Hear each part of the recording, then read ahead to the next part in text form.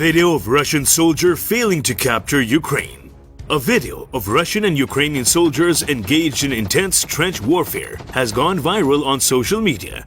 The clip shows two Ukrainian soldiers in the trench fighting back against an unknown amount of Russian troops. At one point during the clip, the Ukrainian soldier shoots and seemingly injures a Russian who attempts to capture the trench. The Ukrainian soldier then proceeds to return back to firing over the trench. It appears he also manages to shoot another Russian soldier, but the footage isn't clear.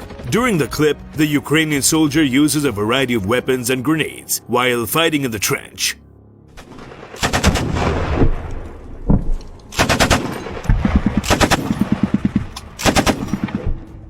USGEG hasn't been able to verify when or where this footage was taken. Throughout the video, there is also a watermark to the British intelligence Telegram channel.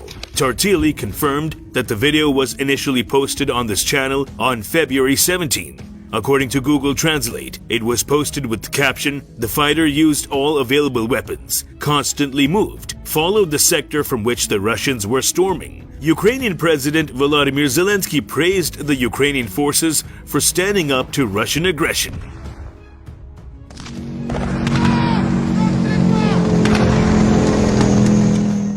Ahead of the one-year anniversary for Russia's invasion of Ukraine, US-based think tank, the Institute for the Study of War (ISW), has reflected on Russia's tank losses. In a report over the weekend, the think tank said Russia has lost about half of its T-72B and T-72B3M main battle tanks. The ISW said the losses amount to the equivalent of around 16 tank regiments worth and is likely hindering Russia's ability to reconstitute its tank units rapidly.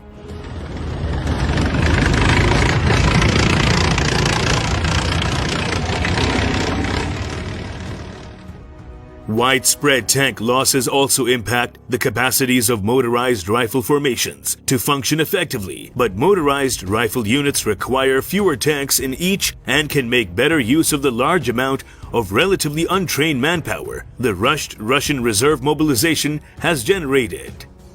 The absence of reconstituted tank regiments and brigades, however, deprives the Russian ground forces of the kind of punch required to make and exploit operationally significant breakthroughs, which may explain why the WMD, Western Military District, has so far failed to make any.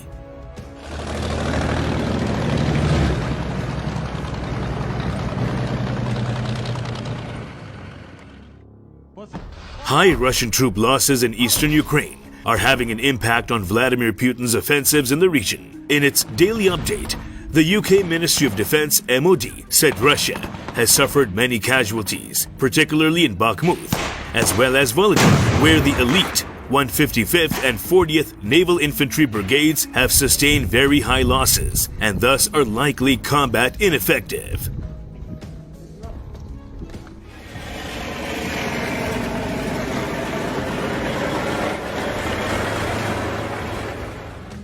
The MOD said on Monday that Russian forces were facing political pressure to present gains to coincide with the first anniversary of Putin's full-scale invasion on Friday, February 24. It is likely that Russia will claim that Bakhmut has been captured to align with the anniversary, regardless of the reality on the ground.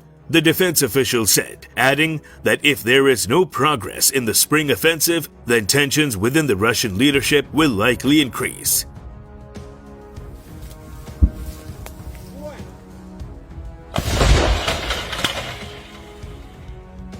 Another Western assessment said Russia was struggling to replace equipment and probably lacked the resources to increase the intensity of its winter offensive in the Luhansk Oblast. ISW said on Sunday that there had been enormous Russian tank losses, enough for around 16 regiments. Russian forces almost certainly still have some reconstituted mechanized units in reserve, but these limited reserves to the Luhansk Oblast front line would be unlikely to change the course of the ongoing offensive dramatically, the think tank said.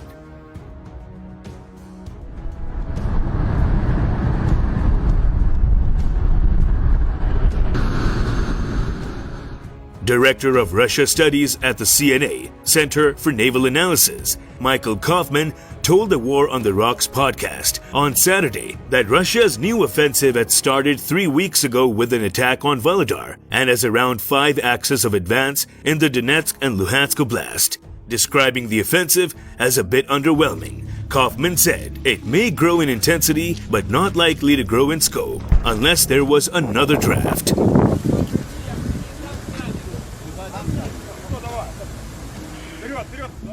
Meanwhile, US President Joe Biden made an unannounced visit to Kiev on Monday, meeting with Ukraine's President Volodymyr Zelensky. It was Biden's first visit to Ukraine since the start of Russia's full-scale war. The pair had met on December 21 when Zelensky went to Washington, D.C., in a visit in which Biden said the U.S. would give Ukraine what it needs to succeed on the battlefield.